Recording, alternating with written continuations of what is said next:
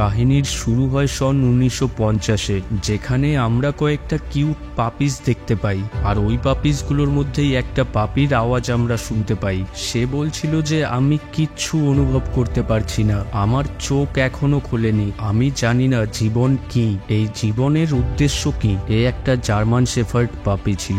সে তার ভাই বোনেদের সাথে অনেক মজা করে। এরা সবাই স্ট্রে ডগ ছিল, জার্মানের রাস্তার কুকুর। কয়েকদিন পরেই এখানে অ্যানিম্যাল কন্ট্রোলসের লোক চলে আসে আর তারা এই সব পাপিসকে ধরে নিয়ে যায়, যেখানে কিছুদিন পরেই এই পাপিসগুলোকে মেরে ফেলা হবে। আমরা ওই পাপিটির আওয়াজ আবার শুনতে পাই, আর সে বলছিল যে আমি জানি না আমি কি ভুল করেছি, কিন্তু আমার জীবন অনেক ছোট ছিল। এরপর আবার ওই পাপি একটা পাপির রূপেই জন্ম নেয়, যার মানে পরের জন্মেও সে কুকুর হয়েই জন্ম নিয়েছিল। এখন সন ছিল 1961। এই জন্মে সে একটা গোল্ডেন রিট্রিভার ছিল। সে একটা পাপি ফার্মে ছিল, যেখান থেকে কিছু লোক পাপিস অ্যাডপ্ট করতে আসে। ওখানেই একজনকে এই গোল্ডেন রিট্রিভার দেখানোর পর ওই দরজা খোলাই থেকে যায়। এটা দেখে গোল্ডেন রিট্রিভারও ওখান থেকে পালিয়ে যায়। আর কিছুটা দূর যাওয়ার পর সে দেখে ওখানেই অনেকগুলো আবর্জনা পড়ে আছে, যেগুলো দিয়ে খেলতে তার খুবই ভালো লাগছিল। কিন্তু ভুলবশত সে একটা কাগজের বাক্সের নিচে আটকা পড়ে যায়। তখনই ওখানে কয়েকজন আবর্জনা পরিষ্কার করার লোক চলে আসে, আর তারা একে তাদের সাথে তাদের গাড়িতে তুলে নেয়, কেননা তারা একে বিক্রি করে টাকা কামাতে চাইছিল। এরপর তারা ওই গাড়ি একটা জায়গায় দাঁড় করিয়ে ওখান থেকে চলে যায়, আর গোল্ডেন রিট্রিভার ওখানে আটকা পড়ে থাকে। সে বলছিল যে আমার ভীষণ তৃষ্ণা পেয়েছে, তার অবস্থা খুবই খারাপ হয়ে যাচ্ছিল। তখনই ওখানে ইথেন নামের একটা ছেলে তার মার সাথে রাস্তা দিয়ে যাচ্ছিল। সে ওই গাড়ির ভিতরে ওই পাপিকে আটকে থাকতে দেখতে পায়। সে তাকে দেখেই বুঝে যায় যে তার ভীষণ তৃষ্ণা পেয়েছে। সে তার মার কাছে এই পাপিকে বাইরে বের করার জন্য জেদ শুরু করে। তারপর তার মা ওই গাড়ির জানলা ভেঙে তাদের সাথে ওই পাপিকে নিজেদের বাড়িতে নিয়ে আসে। তারপর এখানে এসে গোল্ডেন রিট্রিভারের যখন প্রথমবার চোখ খোলে, তখন সে তার সামনে একটা ছেলেকে দেখতে পায়। সে তাকে অনেক আদর করছিল। এটা দেখে গোল্ডেন রিট্রিভার বলে যে আমি সিদ্ধান্ত নিয়েছি, আমি এই ছেলেটার দেখাশোনা করব।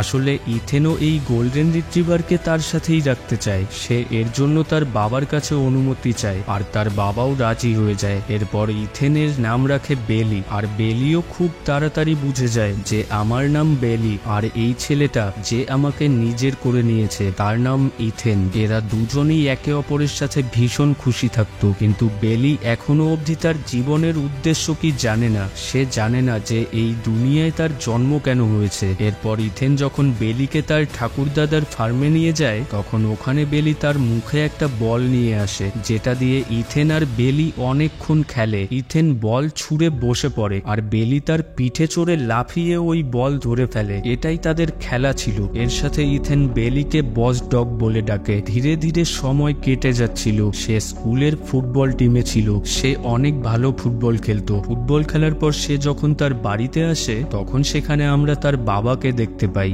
যে বারবার তার চাকরি হারানোর জন্য এখন নেশায় আসক্ত হয়ে গেছে। এরপর ইথেন ও বেলি একটা মেলায় যায়, আর ওখানেই তার সাথে একটি মেয়ের দেখা হয়, যার নাম ছিল হেনা। আর খুব তাড়াতাড়ি তাদের দুজনের মধ্যে অনেক ভালো বন্ধুত্ব হয়ে যায়, আর ধীরে ধীরে তাদের বন্ধুত্ব ভালোবাসায় বদলে যায়। হেনা, ইথেন ও বেলি তাদের বেশিরভাগ সময়টাই একে অপরের সাথেই থাকতো, আর তারা সবাই মিলে অনেক মজা করত। এরপর একদিন রাতে ইথেন যখন তার বাড়িতে ফেরে, তখন সে দেখতে পায় যে তার বাবা তার মার সাথে রাগারাগি করছে। এটা দেখে ইথেনের ভীষণ রাগ হচ্ছিল, কেননা তার বাবা সব সময় এমনটাই করে। ইথেন তার বাবাকে বলে, তোমাকে এখনই এখান থেকে চলে যেতে হবে, এখন আর আমাদের এখানে তোমাকে কোনো প্রয়োজন নেই। এটা শুনে ইথেনের বাবা বাড়ি ছেড়ে চলে যায়। এখন তাদের বাড়ির গার্জিয়ান ইথেনই ছিল। ওখানে ইথেন তার স্কুলে ফুটবলে ভালো পারফরমেন্স করার কারণে তার স্কুল থেকে তাকে 4 বছরের জন্য সম্পূর্ণ স্কলারশিপ দেওয়া হয়। এই জন্য তার একজন ক্লাসমেট, যার নাম ছিল টড, তার খুবই হিংসা হচ্ছিল। সে ইথেনের বাবা ও তার গার্লফ্রেন্ডের ব্যাপারে অনেক কিছু উল্টোপাল্টা কথা বলতে শুরু করে। এটা শুনে ইথেনও রেগে যায়, আর সে তার মুখের মধ্যে এক ঘুষি মেরে দেয়। আর ওই রাতে ইথেন যখন তার বাড়ির ভিতর ঘুমিয়েছিল, তখনই তার ওই ক্লাসমেট, যাকে সে আজকেই মেরেছিল, সে তার বাড়িতে আগুন লাগিয়ে দেয়। এখন ইথেন, তার মা ও বেলি দরজা দিয়ে বের হতে পারবে না, তাই ইথেন জানালার মধ্যে একটা কাপড় বেঁধে তার মাকে সবার প্রথমে নিচে নামায়, আর তারপরে তার কুকুর বেলিকেও। কিন্তু তখনই ওই কাপড় ছিঁড়ে যায়, যেই জন্য ইথেনকে উপর থেকে লাফিয়ে নিচে নামতে হয়, যেই কারণে ইথেনের পায়ে ফ্র্যাকচার হয়ে যায়। এরপর ইথেনকে অ্যাম্বুলেন্সে করে হসপিটালে নিয়ে আসা হয়। ওখানেই টড লুকিয়ে লুকিয়ে সবকিছু দেখছিল।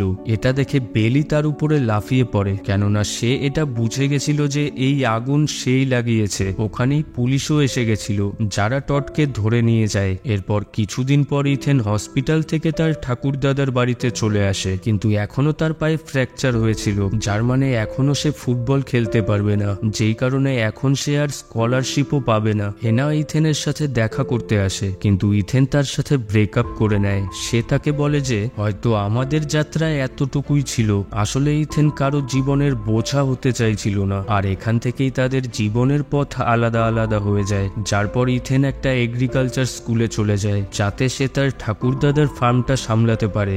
বেলি এখন ইথেনের ঠাকুরদাদার সাথেই থাকতো, কিন্তু এখন তার বয়স হয়ে গেছিল, আর এখন সে আর আগের মতো দৌড়দৌড়ি ও লাফালাফি করতে পারে না। একদিন সে খুব বেশি অসুস্থ হয়ে যায়, তার চোখ শুধু ইথেনকেই দেখতে চাইছিল। ইথেন তার সাথে দেখা করে তাকে শেষবারের মতো গুড বাই বলতে আসে, আর এভাবেই বেলির জীবনের সমাপ্তি হয়। এরপর সন 1980-র শুরুতে বেলি একবার আবার কুকুরের রূপে জন্ম নেয়, আর এবার সে একটি ফিমেল জার্মান শেফার্ডের রূপে জন্ম নিয়েছিল। তার এখনো তার আগের জন্মের কথা মনে ছিল। সে চারিদিকে ইথেনকে খুঁজতে শুরু করে, কিন্তু ইথেনকে সে কোথাও খুঁজে পায় না। সে ছিল একটা পুলিশ ডগ, যার মানে বোম খুঁজে বের করা ও লোকের জীবন বাঁচানো ছিল তার কাজ। তার সাথে যেই ট্রেনার বা তার মাস্টার ছিল, সে ভীষণ সিরিয়াস লোক ছিল, কিন্তু সময়ের সাথে সাথে তাদের দুজনের মধ্যে অনেক ভালো একটা সম্পর্ক তৈরি হয়। বেলির এই জন্মে তার নাম ছিল এলি। একদিন যখন একজন কিডন্যাপার একটি মেয়েকে কিডন্যাপ করে তার সাথে ধরে নিয়ে যাচ্ছিল, তখন এলি ও একজন পুলিশ অফিসার তার পিছু নেয়। ওই কিডন্যাপার ওই মেয়েটিকে জলে ফেলে দেয়। বেলিও লাফ দিয়ে জলে নেমে ওই মেয়েটির প্রাণ বাঁচায়। ওদিকে ওই পুলিশ অফিসার এখনো ওই কিডন্যাপারের পিছু করছিল,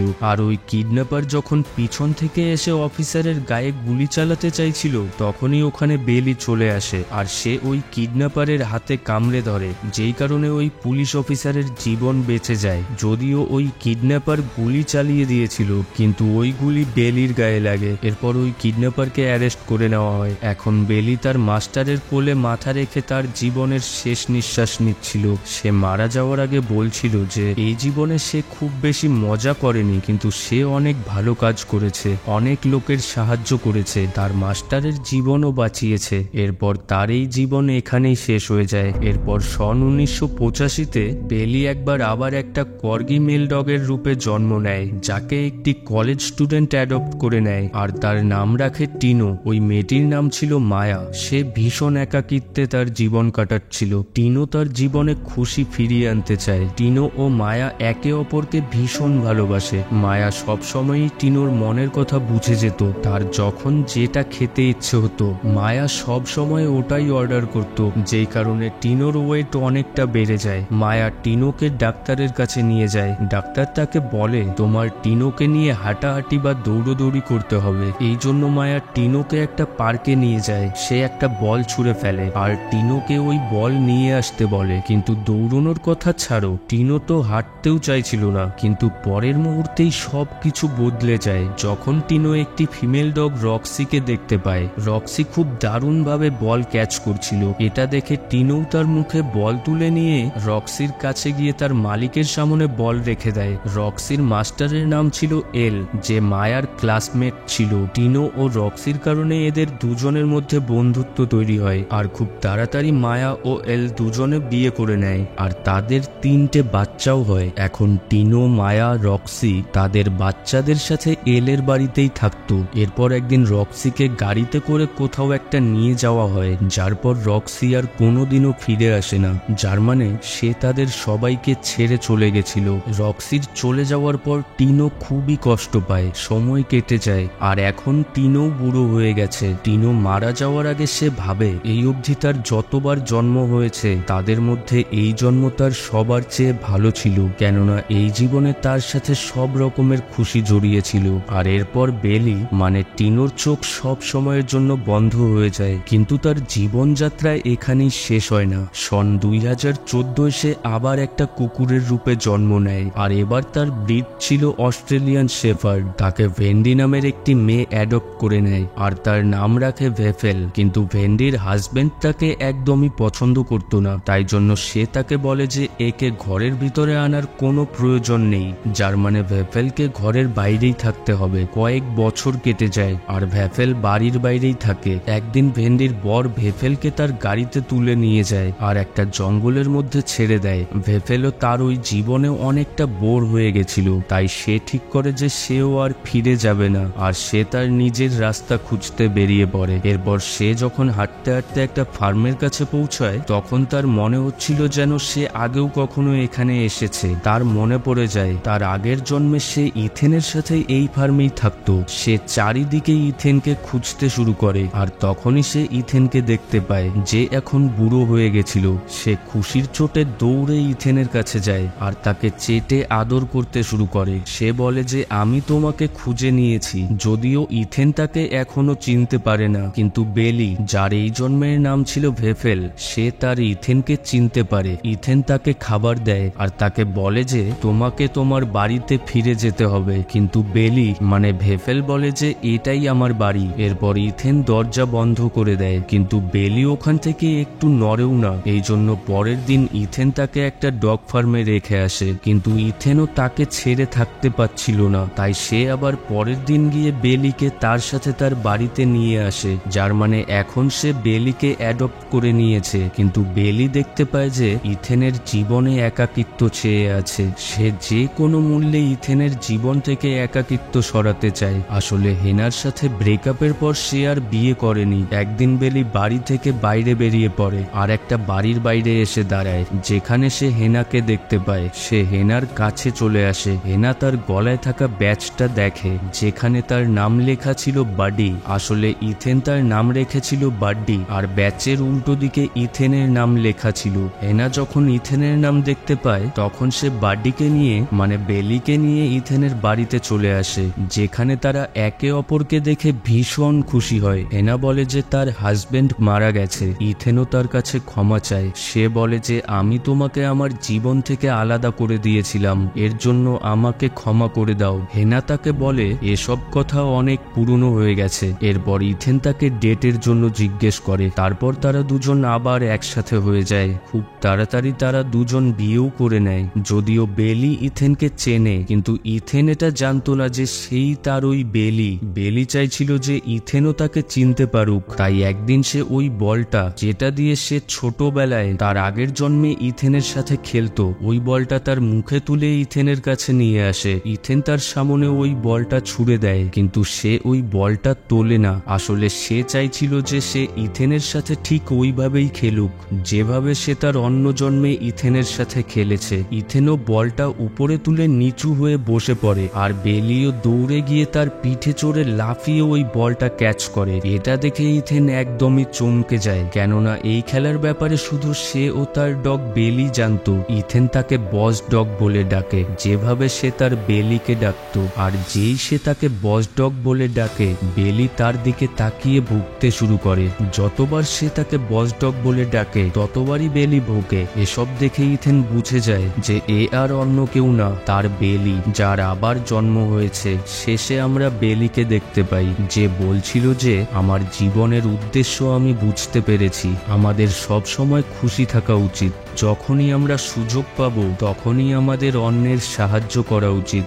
আমাদের অতীতে যা কিছু হয়েছে তার জন্য আমাদের পছতানো বা দুঃখ পাওয়া ঠিক না, আর না তো ভবিষ্যতের চিন্তায় ডুবে থাকা উচিত। আমাদের অন্যের জন্য ভাবা দরকার, আর সবার থেকে জরুরি আমাদের সবাইকে ভালোবাসা উচিত। আমাদের ওই মুহূর্তে বেঁচে থাকা দরকার যেই মুহূর্তে এখন আমরা আছি, যার মানে বর্তমানে। এটাই আমার এবং প্রত্যেকটা কুকুরের জীবনের উদ্দেশ্য। তো এই ছিল সম্পূর্ণ কাহিনী আর ডগস পারপাস মুভির। আশা করছি এই কাহিনীটা তোমাদের সবার খুব ভালো লেগেছে। আর ভিডিওটা ভালো লাগলে একটা লাইক, কমেন্ট, শেয়ার আর চ্যানেলে একটা সাবস্ক্রাইব অবশ্যই করে দিও। ধন্যবাদ। আবার খুব তাড়াতাড়ি দেখা হবে।